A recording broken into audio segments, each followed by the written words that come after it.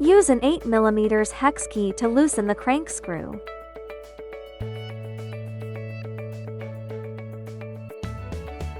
Screw in the crank puller.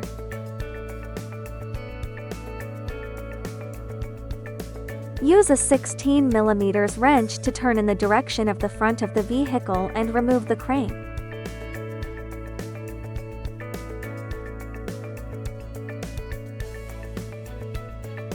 Use a 3 mm hex key to remove the 3 screws that fix the chain cover.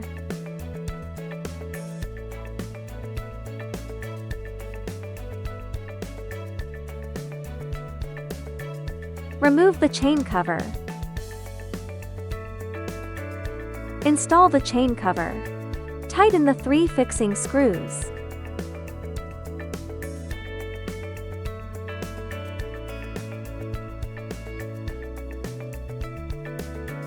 Install the cranks on both sides in opposite directions along the same straight line.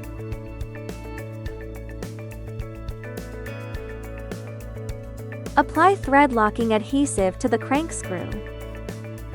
Tighten the screw.